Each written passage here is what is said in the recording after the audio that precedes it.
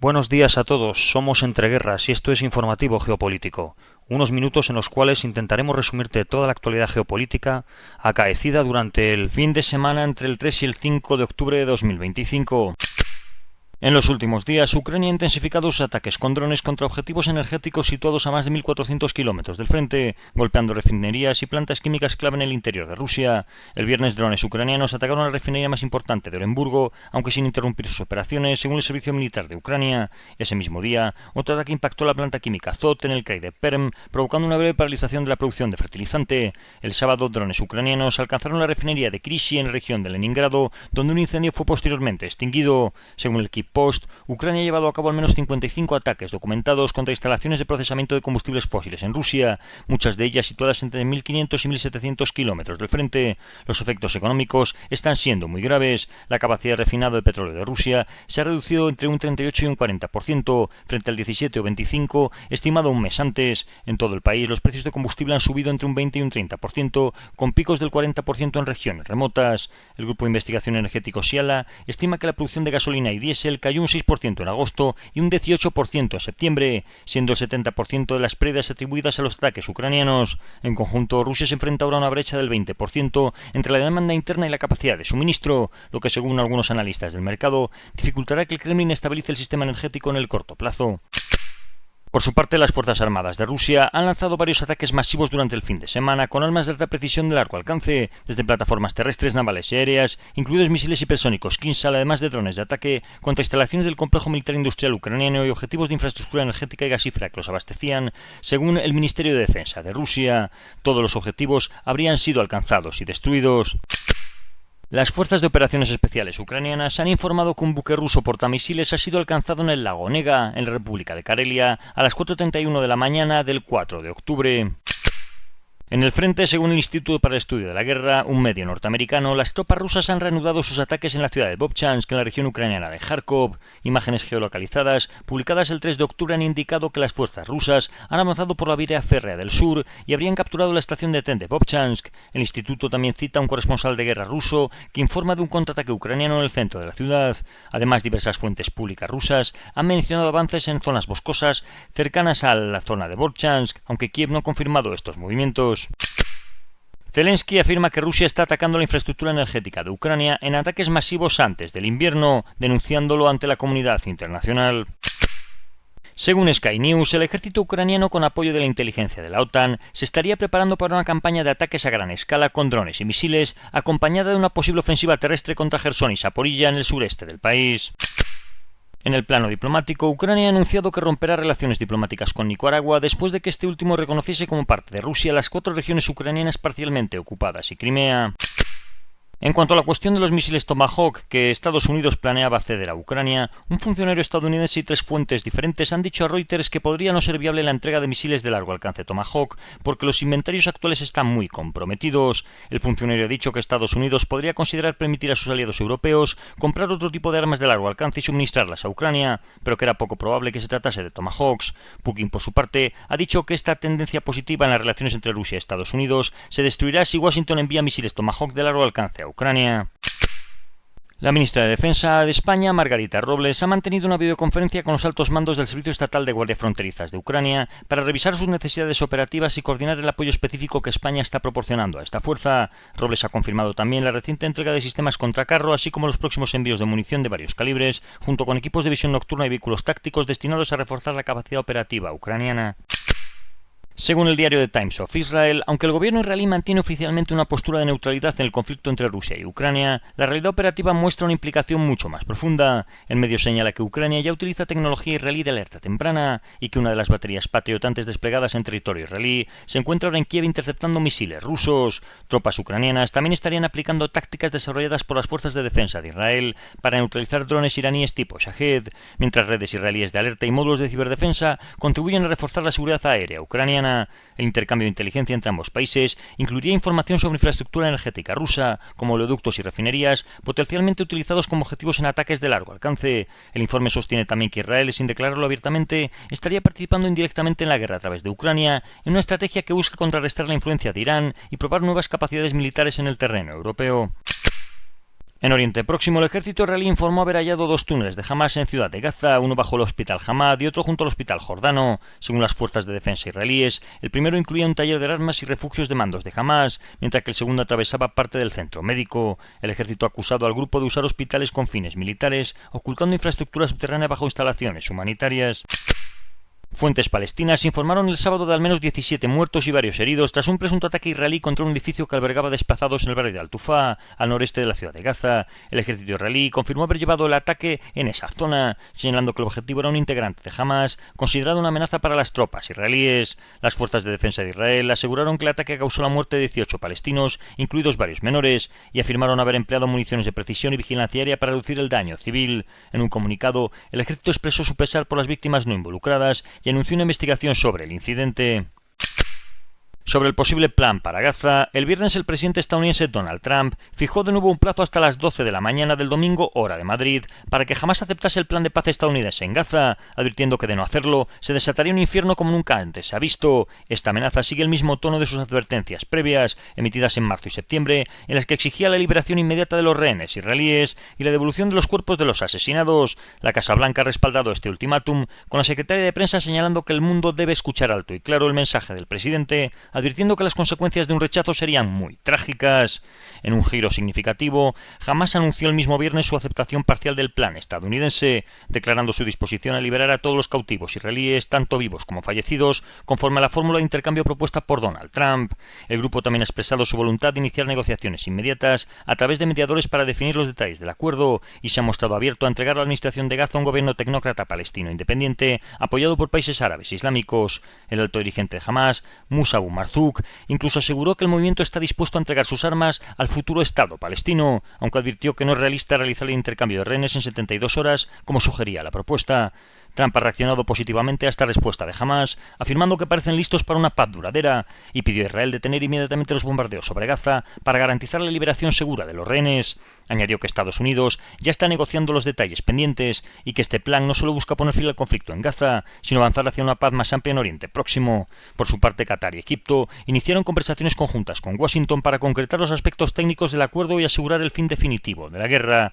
Sin embargo, según fuentes israelíes, el primer ministro Benjamín Netanyahu se mostró sorprendido por la postura de Donald Trump. Antes del anuncio del presidente estadounidense, Netanyahu había interpretado la respuesta de Hamas como un rechazo al plan y así lo transmitió a su gabinete de seguridad. Mientras tanto, el jefe de Estado Mayor israelí, Eva al-Samir, convocó una reunión de emergencia con altos mandos militares para evaluar la situación. Por orden del escalón político, el ejército israelí recibió instrucciones de prepararse para la primera fase del plan de Trump, centrada en la liberación de rehenes, lo que implicaba una pausa en la ofensiva sobre la ciudad de Gaza y un paso temporal a una postura defensiva.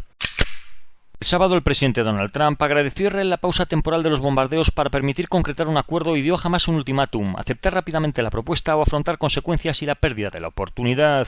Trump afirmó que Israel ya acordó una línea inicial de retirada y que una vez que Hamas la confirme, entrará en vigor un alto el fuego inmediato y comenzará el intercambio de rehenes y prisioneros. El primer ministro israelí Benjamín Netanyahu dijo que el país está al borde de un logro muy grande y ha expresado su esperanza que durante la festividad del Sukkot puedan anunciar el regreso de todos los rehenes vivos y fallecidos de una sola vez, mientras que las fuerzas de defensa de Israel se mantienen desplegadas en Gaza.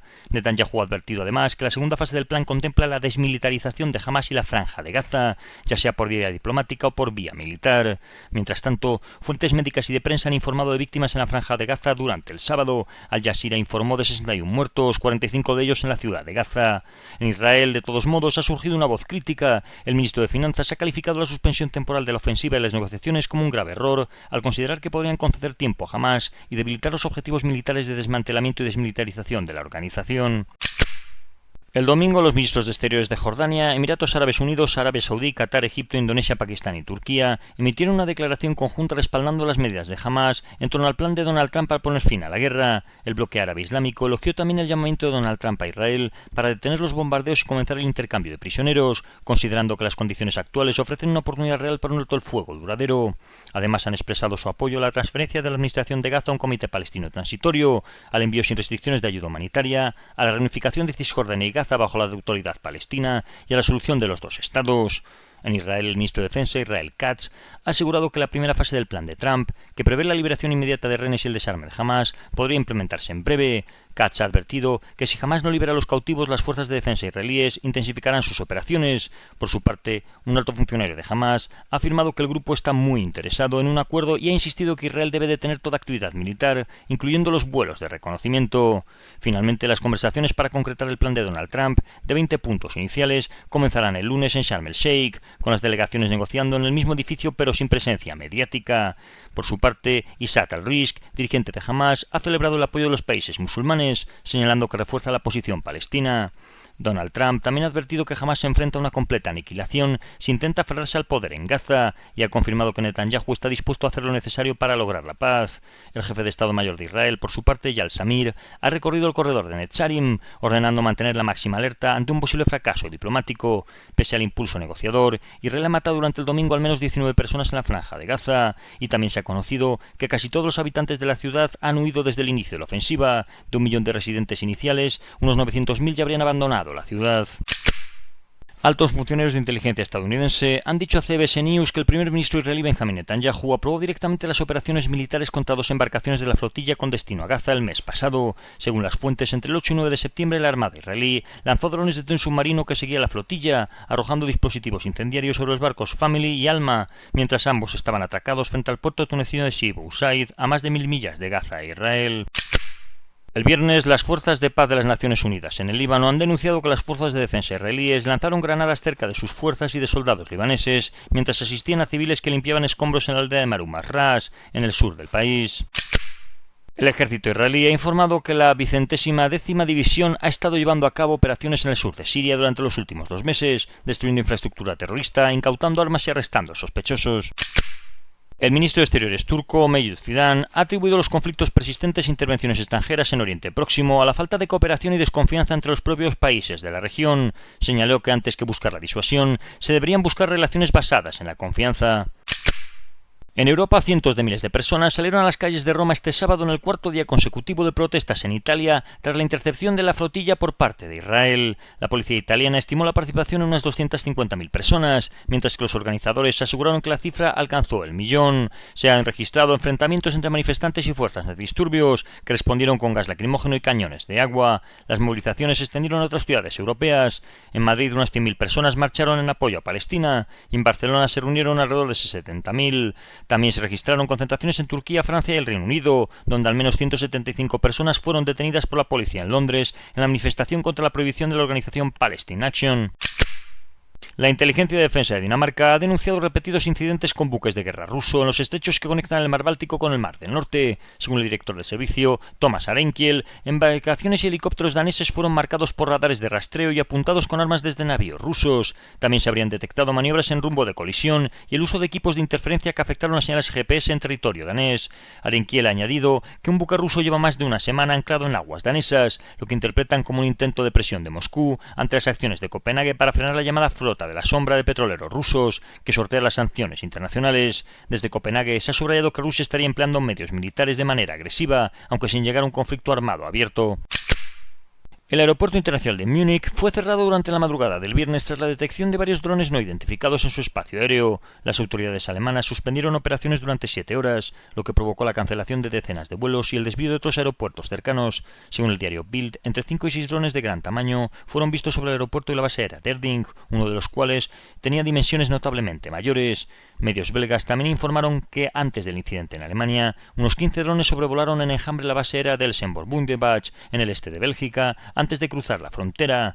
Por precaución, el aeropuerto de Múnich volvió a cancelar llegadas y salidas durante la noche, mientras las autoridades investigaron el origen y la naturaleza de los aparatos no identificados, que según un informe clasificado visto por Bild, los que sobrevolaron el aeropuerto de Múnich eran drones de reconocimiento militar.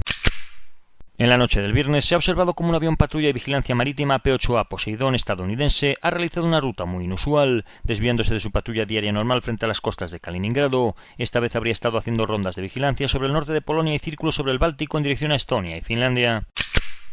El viceprimer ministro y ministro de Defensa de Polonia, Władysław Kosiniak-Kamysz, ha anunciado que cazas F-35 Lightning II de la Fuerza Aérea Real de Noruega llegarán el 6 de octubre a bases aéreas polacas. Estos F-35 operarán junto a aviones de combate polacos y neerlandeses para proteger el espacio aéreo de Polonia durante varias semanas, como parte de la operación de la OTAN Centinela Oriental.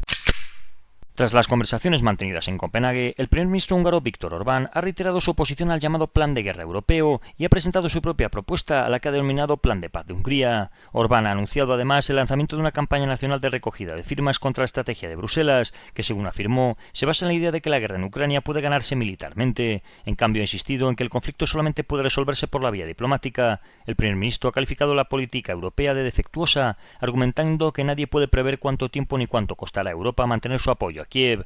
Añadió que Europa está malgastando dinero en Ucrania, beneficiando principalmente a la industria armamentística estadounidense. También ha sostenido que Hungría necesita toda la fuerza para mantener al margen de la guerra y propuso dos escenarios: que Europa actúe como el hermano menor de Washington o que busque un acuerdo directo con Moscú, postura que Budapest respalda, aunque sea minoritaria dentro de la Unión Europea.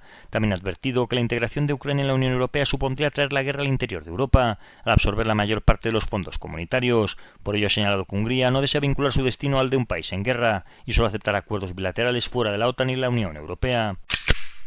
En la República Checa, Andrej Babiš ha logrado una victoria significativa en las elecciones parlamentarias, aunque sin alcanzar la mayoría absoluta. Su partido, ANO, ha obtenido el 35% de los votos, frente al 23% de la coalición prooccidental del primer ministro Peter Fiala. El resultado podría reorientar la política checa, alejándola del alineamiento con Ucrania y acercándola a las posturas de Hungría y Eslovaquia, países con una política más escéptica hacia la Unión Europea. Babiš, quien se define como trampista, ha celebrado el resultado como la cumbre absoluta de su carrera en unos comicios con alta participación, en torno al 69% de la población. Podría buscar formar gobierno con fuerzas como Libertad y Democracia Directa, que logró el 7,9%, o los motoristas, con un 6,8%. Durante su campaña, Babiš ha centrado su mensaje en aumentar el gasto social, reducir impuestos y recortar la ayuda exterior, incluida la destinada a Ucrania, en un intento de romper con la austeridad y conectar con un electorado cansado del alto coste de vida. En el Cáucaso, el 4 de octubre, Georgia celebró las elecciones municipales boicoteadas por la mayoría de los partidos de oposición, que las calificaron de farsa prorrusa destinada a legitimar el partido gobernante Sueño Georgiano. Y es que la Comisión Electoral Central anunció ese mismo día que el oficialismo había ganado en todos los municipios, mientras que Aka Karadze fue elegido alcalde de Tiflis de nuevo con el 77% de los votos. La jornada electoral derivó rápidamente en protestas masivas en Tiflis, con miles de manifestantes que marcharon desde distintas regiones hacia la capital. Portaban banderas nacionales, retratos de que ellos consideraban presos políticos y pancartas antigubernamentales mientras coreaban revolución. La movilización fue encabezada por un cantante de ópera y respaldada por 8 partidos de oposición que se negaron a reconocer al nuevo gobierno. Las manifestaciones se tornaron violentas frente al Palacio Presidencial, donde algunos grupos lanzaron piedras y pirotecnia contra la policía e incendiaron mobiliario urbano. El Ministerio del Interior declaró la protesta como ilegal y desplegó fuerzas antidisturbios para dispersar a los concentrados, dejando agentes heridos y decenas de detenidos, entre ellos varios dirigentes opositores. El primer ministro Irakli Kobradice acusó a los manifestantes de intentar un golpe de Estado con apoyo de servicios de inteligencia extranjeros y pidió a la Unión Europea que condenase los disturbios. Por su parte, Salome Zurabishvili, antigua presidenta de Georgia y figura de la oposición, ha rechazado la toma del Palacio Presidencial como una provocación del régimen y ha reafirmado su apoyo a las protestas pacíficas para lograr nuevas elecciones. Organizaciones como Amnistía Internacional han denunciado un contexto de represión política y persecución contra la oposición y la sociedad civil, mientras que el gobierno ha celebrado los resultados como una recuperación de la soberanía nacional, en palabras del fundador del partido gobernante, Bidzina Ivanishvili. En Rusia, el expresidente sirio Bashar al-Assad ha sufrido un intento de envenenamiento y ha tenido que ser hospitalizado. En Estados Unidos, el presidente Donald Trump ha autorizado el despliegue de 300 efectivos de la Guardia Nacional en Chicago para enfrentarse a lo que él calificó como una delincuencia descontrolada. La decisión ha seguido a un enfrentamiento entre agentes de inmigración y manifestantes, durante el cual una mujer armada fue abatida tras embestir a vehículos policiales. Según la Casa Blanca, la medida busca proteger a los agentes federales en las instalaciones de ICE. El anuncio ha llegado poco después de que un juez federal bloquease un despliegue similar en Portland, lo que intensifica la tensión entre el gobierno federal y las autoridades locales demócratas sobre el control de la seguridad interior. El gobierno del presidente Donald Trump ha iniciado una campaña diplomática para frenar una resolución de la ONU que exige el fin del embargo estadounidense en Cuba. Según un cable interno del Departamento de Estado citado por Reuters, Washington ha instruido a sus diplomáticos a destacar, entre otros países, el supuesto apoyo de La Habana a la guerra de Rusia en Ucrania. Los planificadores militares de Estados Unidos creen que las fuerzas reunidas en Puerto Rico y en el sur del Caribe son ahora suficientes para lanzar operaciones de toma territorial contra Venezuela, capturando y manteniendo instalaciones estratégicas clave como puertos y aeródromos. Y en nuestra querida Iberoamérica, Washington publicó un nuevo ataque contra una presunta embarcación narcoterrorista frente a la costa de Venezuela durante la mañana del viernes. Según el secretario de Guerra, la embarcación con drogas se dirigía a Estados Unidos y 4 hombres murieron en el ataque. El Mando Sur de Estados Unidos también publicó un vídeo de los F-35 desplegados temporalmente en la estación naval Roosevelt Roads en Puerto Rico, siendo cargados con municiones reales. Por su parte, el ministro de Defensa de Venezuela ha dicho que 5 F-35 estadounidenses fueron detectados por sistemas de defensa aérea que operan dentro de la región de información de vuelo de Maiquetía. El ejército venezolano movilizó varios sistemas de misiles tierra-aire S-125 Pechora 2M cerca de Maracay, en el norte del país, como respuesta. En África, las Fuerzas Armadas malienses, con apoyo del Afrika Korps ruso, han realizado operaciones en Segú, Novolabú y el sureste de Kidal, así como Tombuctú, eliminando militantes y destruyendo vehículos y bases usadas para preparar ataques contra las fuerzas gubernamentales. A pesar de los avances, los grupos armados continúan siendo capaces de operar puntualmente gracias a su movilidad y escondites en los bosques y zonas recónditas del país.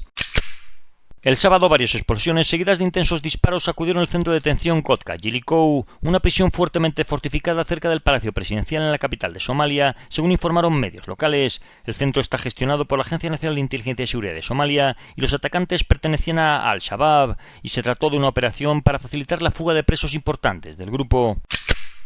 Y esto ha sido todo por hoy. Si queréis profundizar en las noticias que hemos comentado, leer alguna de ellas o visualizar diferentes vídeos de actualidad, os recordamos que estamos en la aplicación Telegram, con nombre de usuario @entre_guerras. Que tengan un buen día y recuerden el main.